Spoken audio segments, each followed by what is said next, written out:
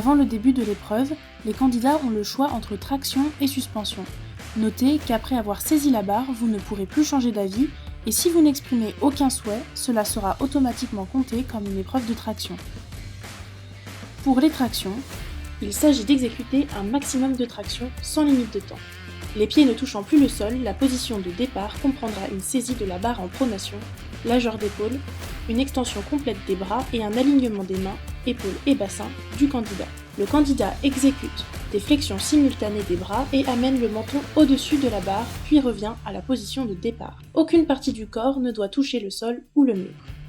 Le candidat a les mains en pronation largeur des épaules, menton au-dessus de la barre, bras groupés, jambes dans le prolongement du corps. Les pieds ne sont pas en contact avec le sol.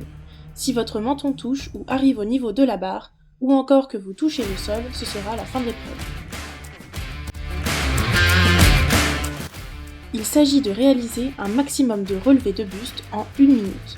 Le candidat doit, tout en maintenant les pieds joints, toucher le sol devant les pieds avec les mains, puis revenir à la position de départ.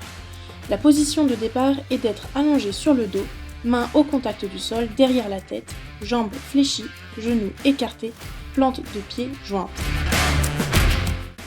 Il s'agit d'une course de 50 mètres. Les candidats sont en tenue de sport, chaussures à pointe autorisées. La course s'effectue sur une piste et en couloir, le départ pouvant s'effectuer à l'aide de starting blocks, mis à disposition des candidats par l'organisation du concours. Si le candidat opte pour un départ sans starting block, il doit poser au moins une main derrière la ligne, position accroupie ou en trépied. Les commandements de départ sont à vos marques, prêt, claquoir, coup de sifflet bref ou pistolet. La note de 0 sur 20 est attribuée pour cette épreuve en cas de sortie de couloir avant d'avoir franchi la ligne d'arrivée et ou en cas de faux départ. Il s'agit d'une course de 3000 mètres effectuée sur une piste d'athlétisme ou un circuit plat, enrobé ou béton, avec départ en ligne. Les candidats sont en tenue de sport, chaussures à pointe autorisées. En fonction de la situation, les départs sont donnés simultanément et de manière collective ou échelonnée et de manière individuelle. Il s'agit de nager en style libre, en piscine, une distance de 50 mètres avec ou sans virage. Les candidats sont en maillot de bain, les seules tenues autorisées sont slip de bain, boxer ou jammer pour les hommes, maillot 1 pièce pour les femmes. Toute autre tenue est interdite. Les seuls équipements autorisés sont bonnet de bain, obligatoire si la piscine l'impose, lunettes de natation, pince-nez et bouchons d'oreille. Au commandement du starter, long coup de sifflet ou bip sonore, le nageur monte sur le plot de départ. Au commandement à vos marques, le candidat se place en position de départ avec au moins un pied à l'avant du plot de départ.